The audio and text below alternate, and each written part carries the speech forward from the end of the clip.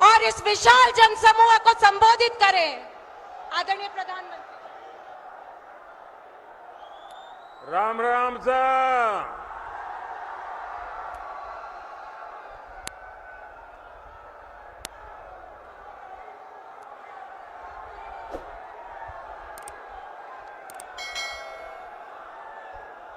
भारत माता की,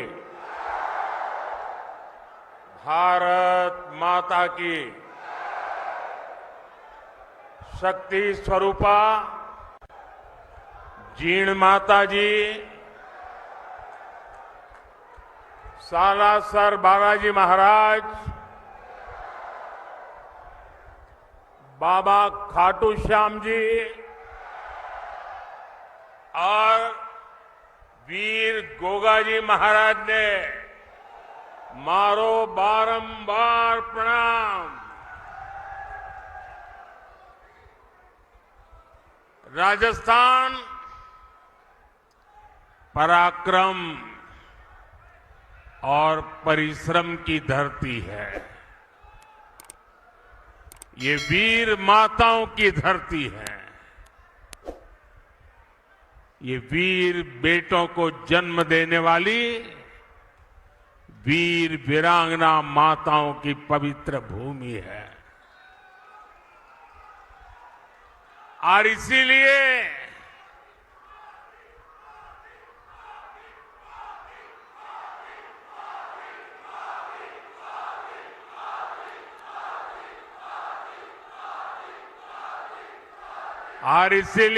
राजस्थान जो ठान लेता है वो पत्थर की लकीर बन जाता है।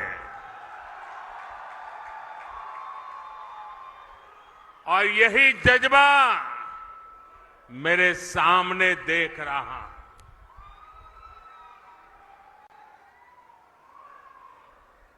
गर्मी और धूप ने भी हिम्मत की परीक्षा लेना शुरू कर दिया है। लेकिन आज देखिए, परमात्मा की कृपा, मौसम जरा ठीक लग रहा है। और जब कुदरत साथ देती है ना, तो इशारा भी करती है कि हवा का रुख किस तरफ है।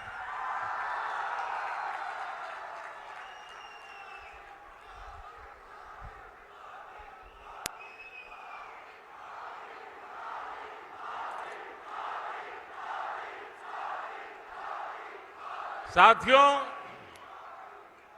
राजस्थान का किसान, मेरे राजस्थान का नौजवान और आप सब माताएं बहनें इतनी बड़ी संख्या में दूर दूर से हमें अपना आशीर्वाद देने आए हैं। और पूरा राजस्थान कह रहा है, फिर एक बार, फिर एक बार, फिर एक बार। और आज चूरू ने ये बता दिया है कि 4 जून, 4 जून, 4 जून। और जब मैं चूरू आया हूं तो दिल्ली से नरेंद्र देवेंद्र के लिए आशीर्वाद मांगने आया है। और जब नरेंद्र देवेंद्र के लिए आशीर्वाद मांगता है तो आप लोग छप्पर फाड़ करके दे देते हैं।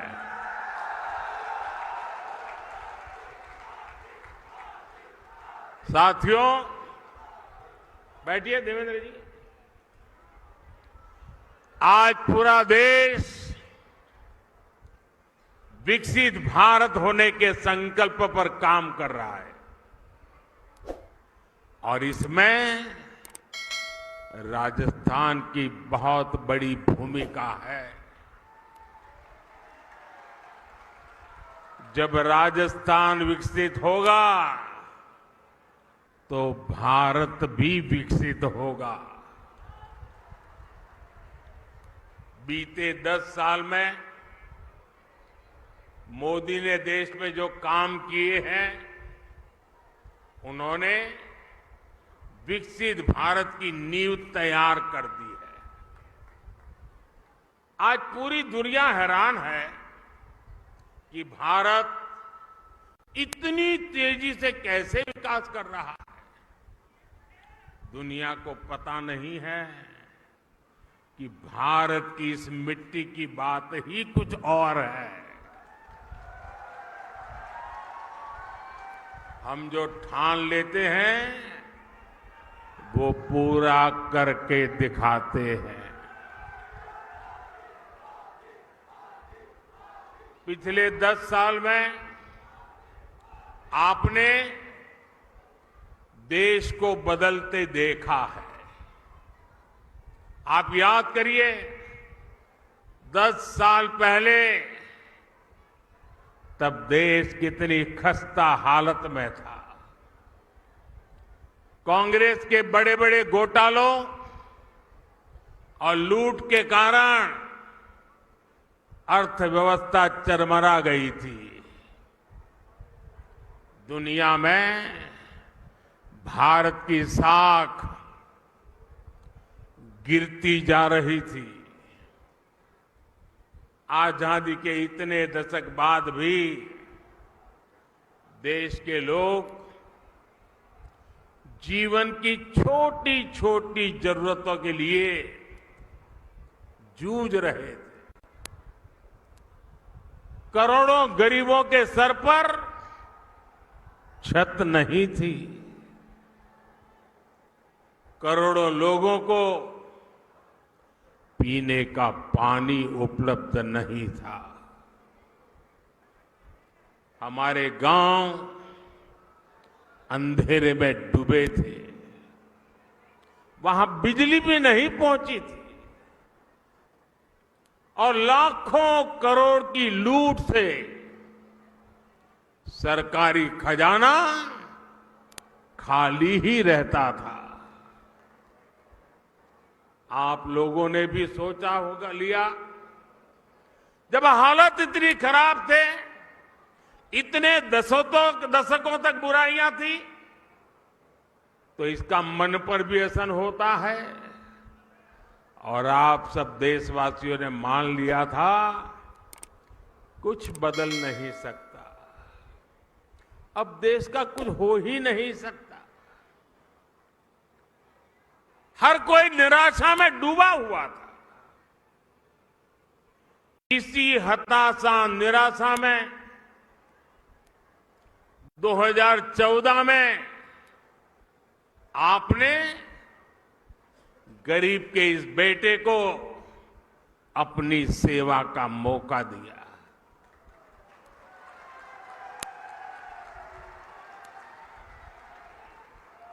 हताशा निराशा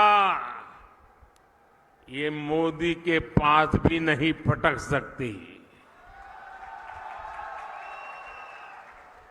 और मैंने तय किया कि हालात बदलने ही होंगे। और मेरे लिए तो मेरा भारत मेरा परिवार है।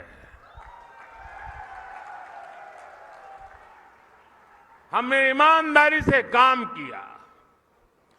कोरोना जैसा इतना बड़ा संकट आया, दुनिया सोचने लगी थी कि भारत तो बर्बाद हो जाएगा, दुनिया को भी बर्बाद कर देगा। लेकिन इसी संकट में हम भारतीयों ने अपने देश को दुनिया की 5वीं सबसे बड़ी अर्थव्यवस्था बना दिया।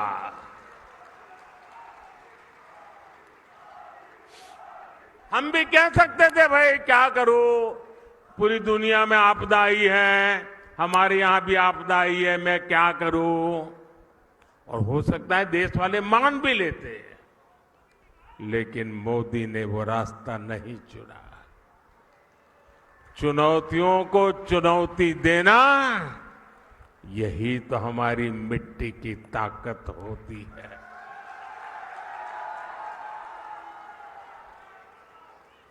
और हमारे राजस्थान में तो कहते हैं, अपनी करनी पार उतरनी। हमने परिश्रम किया और परिणाम ला करके दिखा दिया।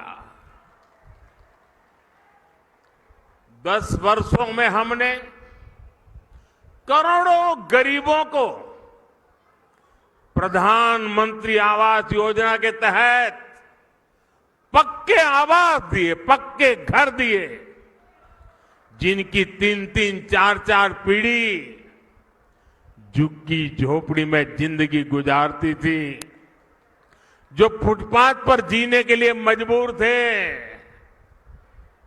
ऐसे करोड़ों लोगों को पक्के घर दिए। और मुझे खुशी इस बात की है कि हमने जो पक्के घर दिए ना, उसमें अधिकतर पक्के घर मेरी माताओं, बहनों, बेटियों के नाम पर है। वरना हम तो जानते हैं, हमारी समाज रचना ऐसी रही है कि घर होगा तो पुरुष के नाम पर, गाड़ी होगी पुरुष के नाम पर, खेत होगा पुरुष के नाम पर, दुकान होगी पुरुष के नाम पर, सब कुछ पुरुष के नाम पर। मोदी ने तय कर लिया कि सरकार जो घर देगी वो मेरी महिलाओं के नाम पर होगा। आप याद करिए, पहले जब घर बनाने के नाम पर योजनाएं आती थी, तब क्या होता था? गरीब को पता भी नहीं चलता था, उसके नाम का पैसा सरकार में बैठे लोग और उनकी पार्टी के लोग खा जाते थे। लेकिन अब पैसा सीधे गरीब के खाते में जा रहा है। अब गरीब को पक्का घर भी मिल रहा है, घर में जरूरत की सुविधाएं भी मिल रही है। साथियों, आज जब हम जल जीवन मिशन योजना लेकर घर घर में पानी का कनेक्शन भी देने का लगातार प्रयास कर रहे हैं। राजस्थान में करीब 50 लाख घरों में पीने का पानी पहुंचाने का कनेक्शन दिया जा चुका है।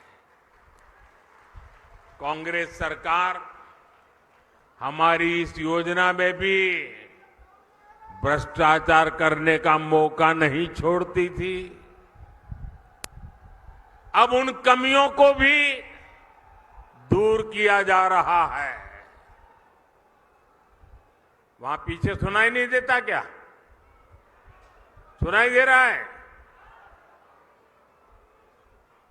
अच्छा, ये तो आपका उत्साह है इसलिए।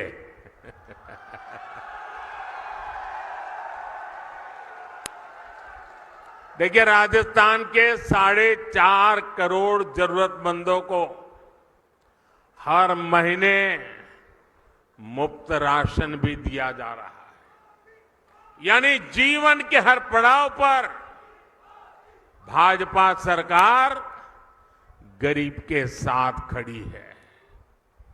जो काम इतने दशक में नहीं हुए, वो हमने 10 साल में करके दिखाए। और इसलिए मैं कहता हूं, जब नीयत सही तो नतीजे सही। और साथियों, 10 साल में जो हुआ, लोग तो कहते हैं बहुत कुछ हुआ, पहले की सरकारों की तुलना में बहुत कुछ हुआ। आप भी कहते हैं अरे मोदी जी तो रात दिन दौड़ते हैं, काम करते ही रहते हैं, सोते हैं कि नहीं सोते हैं, आप लोग बताते हैं, मुझे पता है।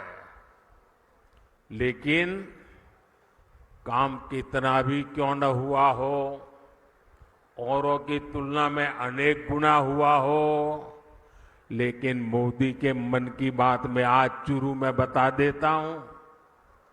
बता दूं? देखिए जो अब तक हुआ है ना, वो तो ट्रेलर है, ट्रेलर।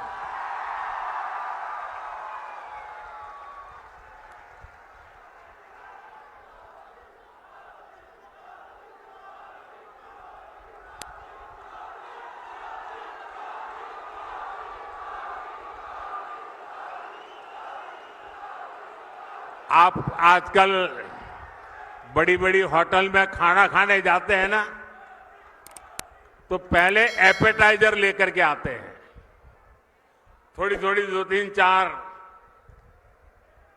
जरा बड़ी चटाकेदार चीजें परोसते हैं। तो कभी लगता है यार इतना आ गया, पेट तो भर गया, आप खाना क्या खाएंगे।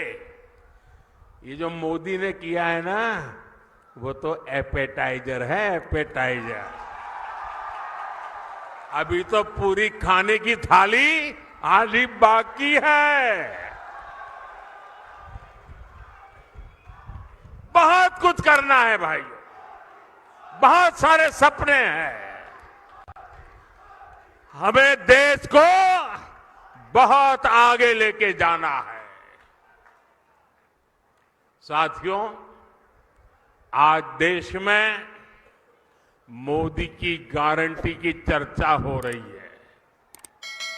मोदी की गारंटी कैसे पूरी होती है और कितनी रफ्तार से पूरी होती है, राजस्थान उसका बहुत बड़ा उदाहरण है।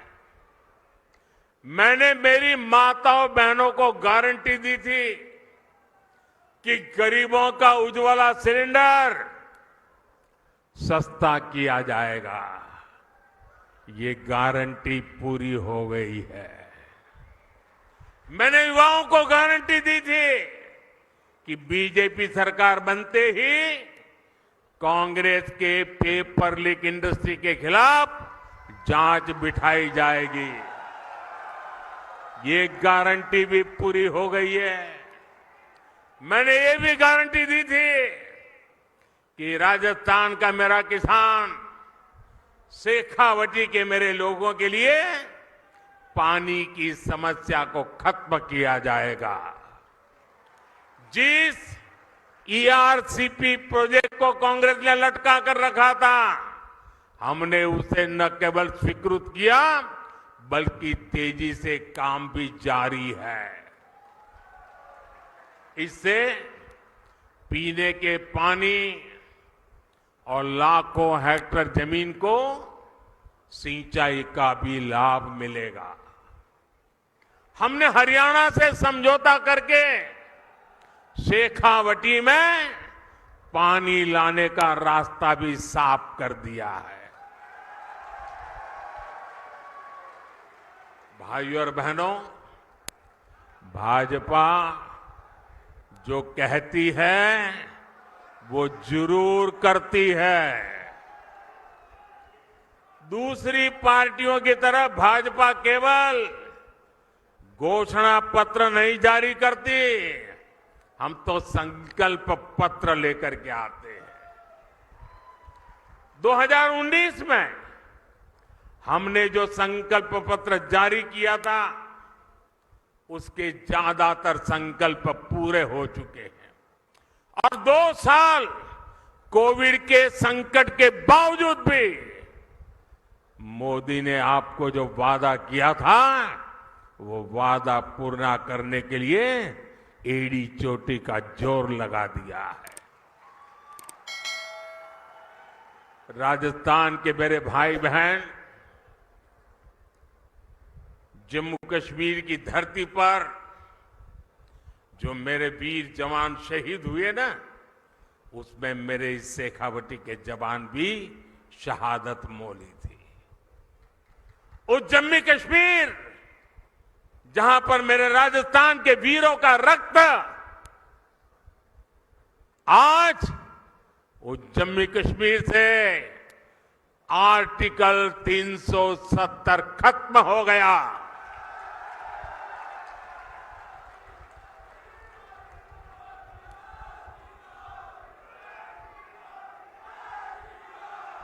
तीन तलाक पर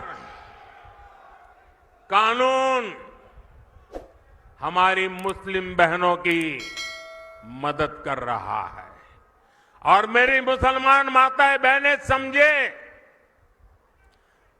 ये तीन तलाक आपके जीवन पर तो खतरा था ही था, मेरी मुस्लिम बेटियों के सर पे तलवार लटकती रहती थी।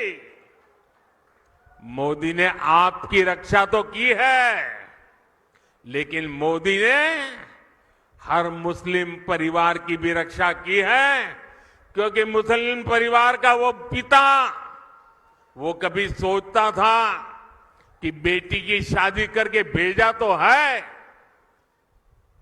2-3 बच्चे हो जाएंगे, उसके बाद अगर वो 3 तलाक करके वापस भेज देगा तो मैं बेटी को कैसे संभालूं। भाई को लगता था अगर 3 तलाक के कारण मेरी बहन घर वापस आ गई तो मेरा परिवार कैसे चलेगा।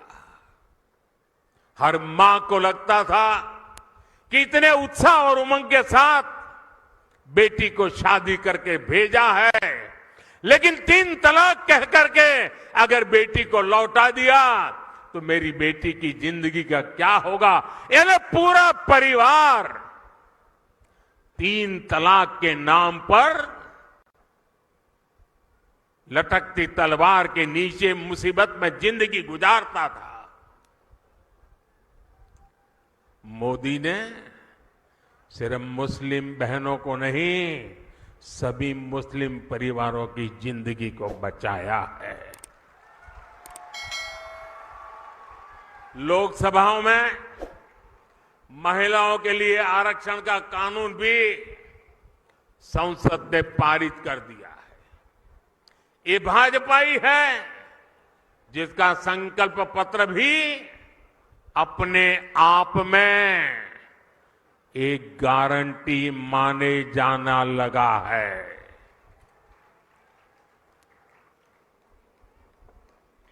साथियों, आज जब मैं चुरू आया हूं तो कुछ पुरानी यादें भी ताजा हो रही है। इससे पहले मैं जब 26 फरवरी 2019 में चुरू आया था तो उसी समय देश ने बालाकोट में एयर स्ट्राइक की थी। हमने आतंकियों को सबक सिखाया था और तब मैंने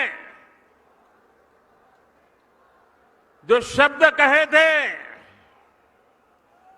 चूरू की धरती पर जिन शब्दों को मैंने दोहराया था, मैं आज फिर एक बार इस वीरों की धरती पर आया हूं तो मेरे उन भावों को दोहराता हूं। तब मैंने कहा था, यही चूरू में कहा था, सौगंध मुझे इस मिट्टी की, सौगंध मुझे इस मिट्टी की, मैं देश नहीं मिटने दूंगा, मैं देश नहीं रुकने दूंगा, मैं देश नहीं झुकने दूंगा। मेरा वचन है भारत मां को, तेरा शीश नहीं झुकने दूंगा।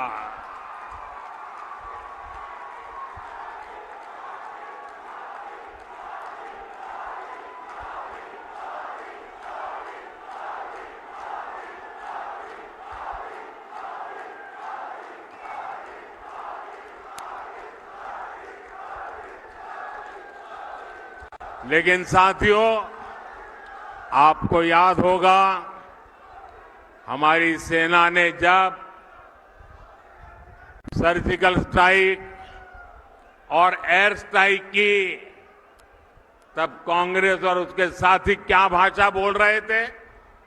इसी गठबंधन गठबंधन के लोग हमारी सेना से शौर्य के सबूत मांग रहे थे। भाइयों और बहनों, सेनाओं का अपमान, देश का विभाजन, ये कांग्रेस पार्टी की पहचान है। जब तक इंडी अलायंस के लोग सत्ता में रहे, इन्होंने हमारे जवानों के हाथ बांध कर रखे। दुश्मन हमला करके चला जाता था, ये जवानों को जवाब देने की इजाजत नहीं देते थे। हमारे जवान 1 रैंक 1 पेंशन की मांग करते थे, कांग्रेस ने इसे भी पूरा नहीं होने दिया। हमारी सरकार बनी तो हमने सैनिकों को 1 रैंक 1 पेंशन का अधिकार भी दिया और सीमा पर पलटवार करने की छूट भी, खुली छूट दे दी। आज दुश्मन को भी पता है ये मोदी है, ये नया भारत है। ये नया भारत घर में घुसकर मारता है।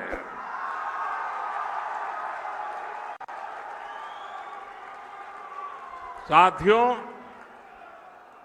देश हित से भी ज्यादा कांग्रेस ने हमेशा तुष्टीकरण को प्राथमिकता दी है। ये लोग तुष्टीकरण के लिए किस हद तक जा सकते हैं, ये देश ने देखा है। ये वो लोग हैं जिन्होंने कोर्ट में जाकर कहा था कि प्रभु श्री राम तो काल्पनिक है। अभी कुछ महीने पहले ही अयोध्या में भव्य राम मंदिर का सपना पूरा हुआ।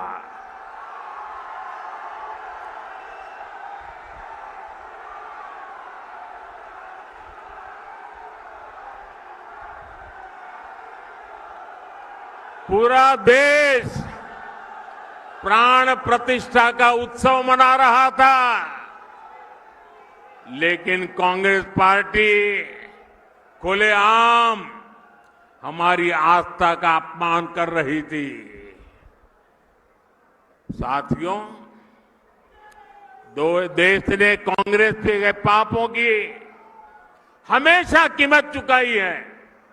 और अभी तो एक मुझे पत्रकार बता रहे थे कि कांग्रेस पार्टी ने एक एडवाइजरी निकाली है और एडवाइजरी भी इतनी डरे डरे निकाली है। उन्होंने कांग्रेस की सभी इकाइयों को कहा है कि अयोध्या राम मंदिर की चर्चा अगर निकल पड़े तो मुंह पे ताला लगा देना, कुछ बोलना ही मत। उनको लगने लगा है कि अगर राम का नाम लिया तो पता नहीं कब राम राम हो जाए। ये हाल हो गया उनका, एडवाइजरी निकालनी पड़ रही है। भाइयों बहनों, हमारा देश, हमारी आस्था, इनका इतना घोर अपमान ये देश सह नहीं सकता है। लेकिन भाइयों बहनों, अब जब इन परिवारवादी भ्रष्टाचारियों की लूट का हिसाब हो रहा है तो ये सब एक हो गए हैं। मैं कहता हूं भ्रष्टाचार हटाओ, तो वो कहते हैं भ्रष्टाचारी बचाओ। अब मुझे बताइए, भ्रष्टाचार हटना चाहिए कि नहीं हटना चाहिए? देश को भ्रष्टाचार से मुक्त करना चाहिए कि नहीं करना चाहिए? भ्रष्टाचार ने देश को बर्बाद किया है कि नहीं किया है?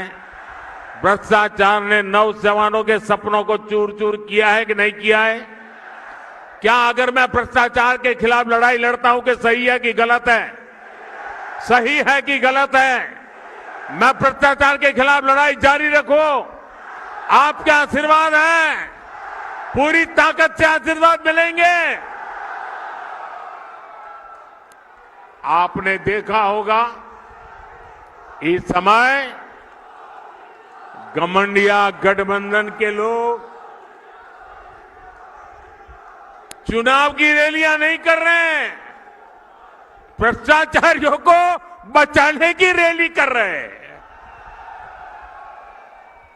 आप मुझे बताइए, कांग्रेस के सांसद के ठिकाने पर छापा पड़ा और वहां से अलमारी में, बक्सों में बंद किए हुए 300 करोड़ रुपए से ज्यादा मिले और टीवी पर देश ने देखा।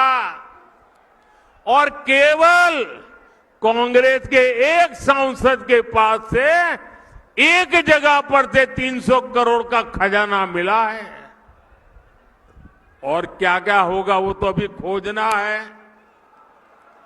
10 साल में अकेले ईडी ने भ्रष्टाचारियों से 1 लाख करोड़ रुपए से ज्यादा की संपत्ति जब्त की है। और मैं आपसे पूछता हूं, ऐसे लोगों पर कार्रवाई होनी चाहिए कि नहीं होनी चाहिए? ऐसे लोगों ने जिंदगी जेल में बितानी चाहिए कि नहीं बितानी चाहिए? मैं इन भ्रष्टाचारी परिवारवादियों से कहना चाहता हूं, कितने भी झूठ फैला लो, ये मोदी डरने वाला नहीं है। साथियों, कांग्रेस और इंडी गठबंधन का सिर्फ अपना हित, यही उनका कार्यक्रम है। इन्हें गरीब, दलित, शोषित, वंचित के कल्याण से, उनके सम्मान से कोई मतलब नहीं है। ये वही लोग हैं जिन्होंने कभी बाबा साहब आम्बेडकर का सम्मान नहीं किया। इसी कांग्रेस ने बाबा साहब को दशकों तक भारत रत्न नहीं मिलने दिया। इन लोगों ने देश में आपातकाल लगाया, संविधान को बंधक बनाया। इस इंडियन अलायंस के लोगों ने कभी पिछड़ा वर्ग आयोग को संवैधानिक दर्जा नहीं दिया।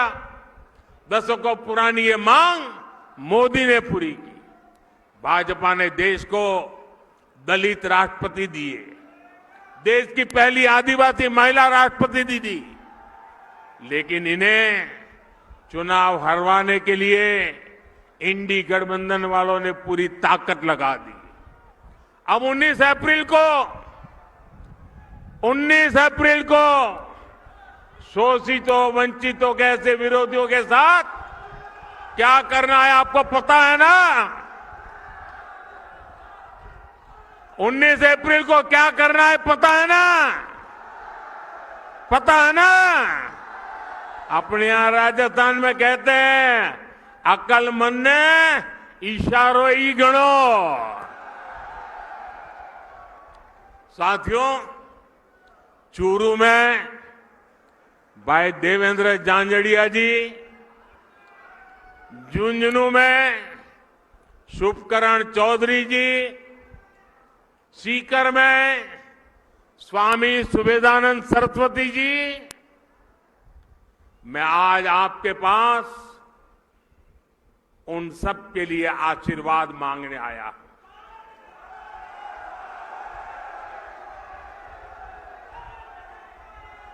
और आप में से बहुत कम लोगों को पता होगा, मैं आज बता देना चाहता हूं,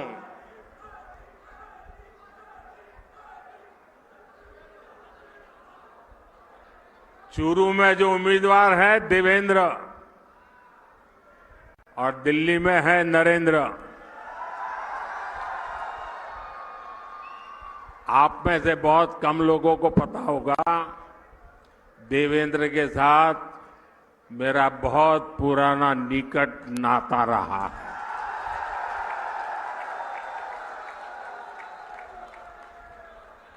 और जब मैं देवेंद्र को पहली बार मिला, जब मैंने उसकी मां की बातें सुनी, मेरे मन को छू गया कि मेरे देश की आन बान के शान के लिए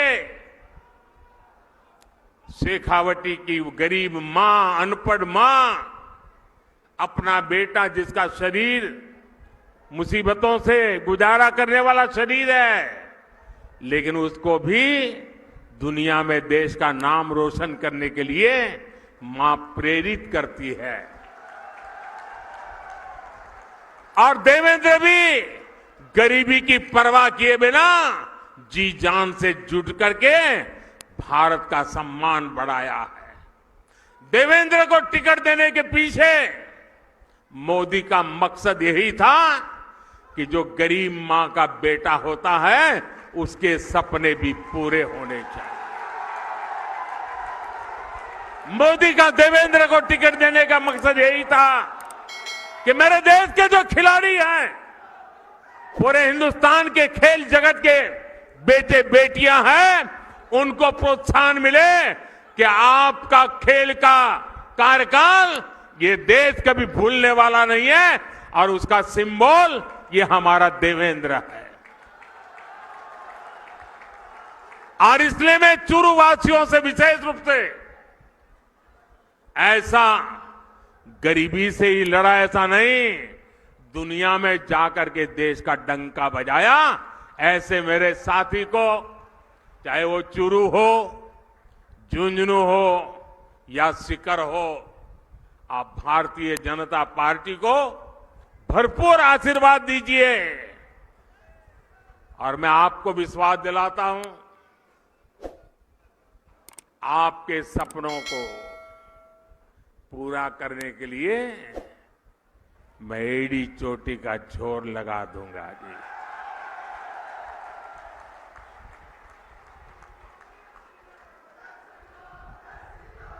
गर्मी कितनी क्यों न हो, मतदान पूरा होगा कि गर्मी के कारण मतदान कम होगा, ऐसा नहीं होगा ना। घर घर जाएंगे, माताओं बहनों को मेरी बात बताएंगे, चुनाव जीतने के लिए मतदान करेंगे। अच्छा, मेरा एक और काम करेंगे, मेरा पर्सनल काम है, करेंगे। घर घर जाकर कहना कि हमारे मोदी जी चुरू आए थे और मोदी जी ने आपको प्रणाम भेजा है। मेरा प्रणाम पहुंचा देंगे। मैं यहां भाजपा के सभी वरिष्ठ नेताओं को भी सार्वजनिक रूप से प्रार्थना करता हूं। सार्वजनिक रूप से कभी कभी करना पड़ता है। ऐसा है कि चुनाव का समय है, हर किसी के जिम्मे बहुत सारा काम है, लेकिन इनको मन में रहता है कि प्रधानमंत्री जी आए और हम नहीं जाएंगे तो कैसा लगेगा। मेरी आप कार्यकर्ताओं से विनती है कि आप बिल्कुल मेरी चिंता छोड़ दीजिए। सभी कार्यक्रमों में वरिष्ठ लोगों को दौड़ने की जरूरत नहीं है। कोई छोटा कार्यकर्ता भी रहेगा तो मोदी भी छोटा है, छोटे के बगल में बैठ जाएगा। आप कृपा करके सभी कार्यक्रमों के लिए मत दौड़िए। मेरे साथ बोलिए, भारत माता की, भारत माता की, भारत माता की।